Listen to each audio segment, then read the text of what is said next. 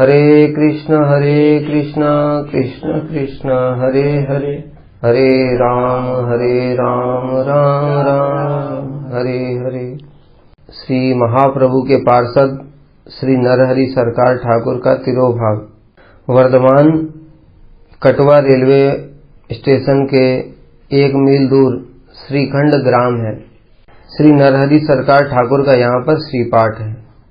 इसके अतिरिक्त श्री मुकुंद ठाकुर, श्री रघुनंदन ठाकुर, श्री चिरंजीव, श्री सुलोचन, श्री दामोदर कविराज, श्री रामचंद्र कविराज, श्री गोविंद कविराज, बलराम दास, श्री रतिकांत ठाकुर, राम गोपाल दास, पीताम्बर दास, इतने सारे महाप्रभु के पार्षद और प्रसिद्ध वैष्णवगण वो सब श्रीखंड में वास करते थे, इसलिए महाप्रभु का अत्यंत प्रिय स्थान है।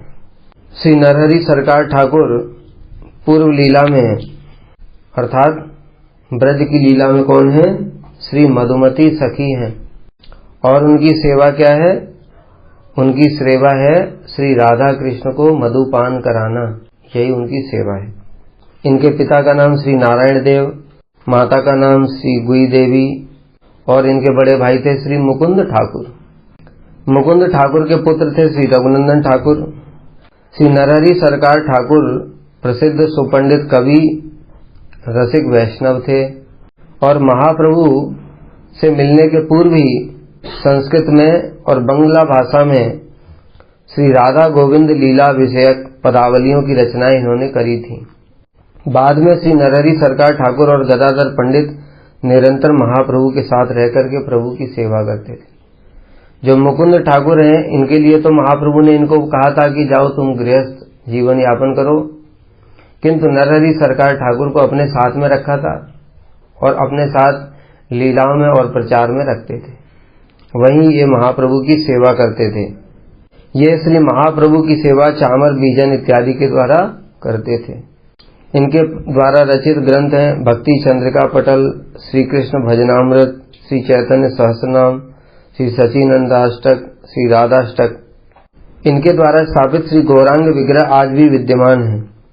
इनकी एक विशेष लीला जो हम लोग श्रवण करते हैं श्रीखंड में, जब श्री चैतन्य महाप्रभु और श्री नित्यानंद प्रभु इनके वास स्थान पर पहुंचे थे, उस समय अचानक से श्री महाप्रभु वहां पर मधुपान करने के लिए कहने लगे, मधु लाओ मधु लाओ।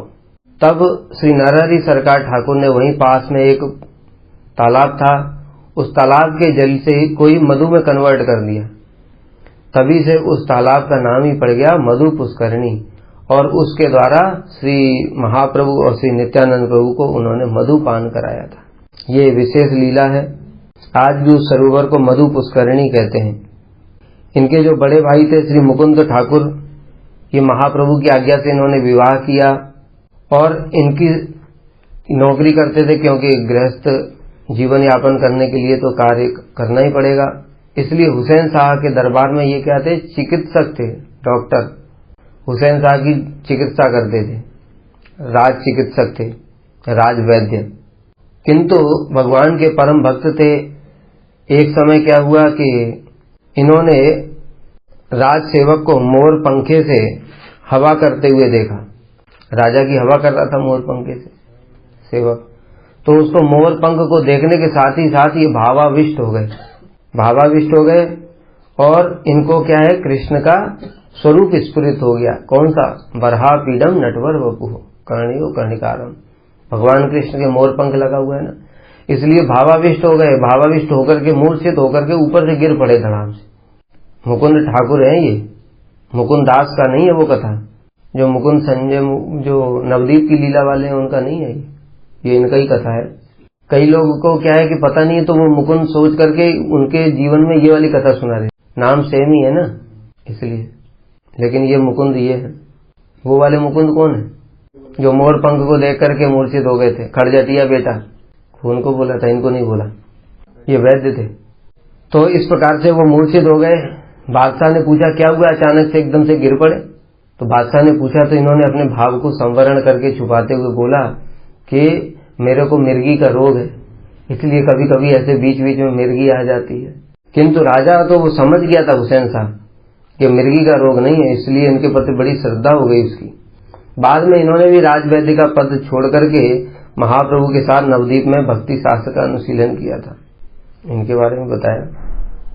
जगन्नाथपुरी में एक समय महाप्रभु ने इनसे पूछा कि एक बात बताओ, रघुनंदन तुम्हारा पुत्र है कि तुम रघुनंदन के पुत्र हो? यहाँ पर बड़ी विशेष शिक्षा महाप्रभु ने दी। पुत्र कहने से तात्पर्य क्या है? हम लोग जागतिक दृष्टिकोण से देखते हैं कि माता पिता का जो पुत्र है वही पुत्र है, किंतु वास्तव में वह पुत्र नहीं है। श्रीमद् भागवत में एक श्लोक क्या बताया? गुरुर न सस्यात् स्वजनो न सस्यात्, पिता न सस्यात् जननी न सस्यात्, दैवम न तस्यात् न पतिश्च सस्यात् न मोचयेद्यः समुपेत मृत्युम। अर्थात वो गुरु गुरु नहीं है, वो पिता पिता नहीं है, माता माता नहीं है, वो देवता देवता नहीं है। कौन? जो कि मृत्यु के भय से रक्षा नहीं कर सकता। अर्थात अगर ये सब भक्त हैं तभी ये संबंध है, अगर भक्त नहीं है तो संबंध नहीं। जैसे कल बताया था ना, हिरण्यकश्यपु प्रहलाद का पिता है बाह्य दृष्टिकोण से, लेकिन वास्तव में प्रहलाद महाराज क्या सारे जगत के पिता है। क्यों? वो सारे जगत को भक्ति की शिक्षा प्रदान करने वाले, इसलिए वो जगत गुरु है और सारे जगत के पिता भी हैं। भक्ति के तो पिता किसको कहते हैं? जो पालन करता है। पालन कैसे होता है? भक्ति के द्वारा ही पालन होता है। इसलिए भगवान को जगत पिता कहते हैं ना, यही कारण है। जगत पिता सारे जगत का पालन करते हैं, भक्ति के द्वारा पोषण करते हैं। तो रघुनंदन ठाकुर को एक दिन सेवा देकर के गए गोपीनाथ जी की। एक दिन ये बाहर गए किसी कार्य से। कौन? श्री मुकुंद ठाकुर। तो रघुनंदन ठाकुर को सेवा देकर के गए गोपीनाथ जी की। गोपीनाथ जी को भोग लगा देना। रघुनंदन जी भोग लगा रहे थे, छोटे ही थे बालक, और उन्होंने देखा तो ठाकुर जी स्वयं प्रकट होकर के जैसे खाते हैं, उन्होंने सोचा वैसे ही खाते होंगे जैसे खीर से। और ये कौन सा है? अलारनाथ। अलारनाथ में जैसे हम लोग कथा सुनते हैं, उसी प्रकार से रघुनंदन ठाकुर ने भी सोचा कि गोपीनाथ जी तो साक्षात प्रकट होकर के जैसे हम लोग खाते हैं। तो उन्होंने देखा कुछ खत्म ही नहीं हो रहा, प्लेट में जैसे का तैसा रखा हुआ है। तो रघुनंदन ठाकुर रोने लगे, कहने लगे अच्छा मैं समझ गया, मेरे को दीक्षा हुआ नहीं है, मुझे मंत्र आते नहीं है भोग लगाने वाले, इसलिए आप खा नहीं रहे ना। बालक की सरलता देकर के गोपीनाथ जी प्रकट हो गए और प्रकट होकर के वो सारा का सारा ग्रहण कर लिया। तो जब मुकुंद ठाकुर आए, जब लौट करके उनको पता चला तो आश्चर्य में पड़ गए। तो इसलिए श्री महाप्रभु ने जब उनसे पूछा कि रघुनंदन तुम्हारा पुत्र है कि तुम रघुनंदन के पुत्र हो, तो उन्होंने बताया कि प्रभु ये जो रघुनंदन है ये मेरा पिता है। क्यों? क्योंकि मैंने ही इनसे ही सारे के जो भक्ति है, भगवत भक्ति और आपके प्रति प्रीति, वो सब मुझे रघुनंदन से ही प्राप्त हुई है, इसीलिए ये मेरा पिता है।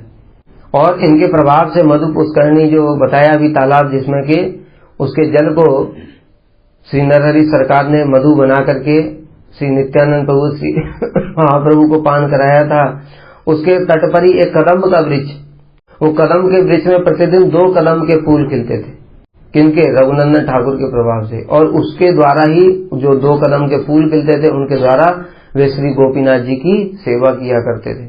एक बार श्री अभिराम ठाकुर आए थे यहाँ श्रीखंड में, और जब रघुनंदन की महिमा का पता चला उनको, तो उन्होंने अभिराम ठाकुर ने क्या रघुनंदन को प्रणाम किया। अभिराम ठाकुर का वैशिष्ट था, जो भी शुद्ध भक्त नहीं है अथवा जो विष्णु शिला है उसके अतिरिक्त में जो कुछ भी विग्रह हैं देवताओं के भी, वो भी फट जाते थे, उनके प्रणाम को सहन नहीं कर पाते थे।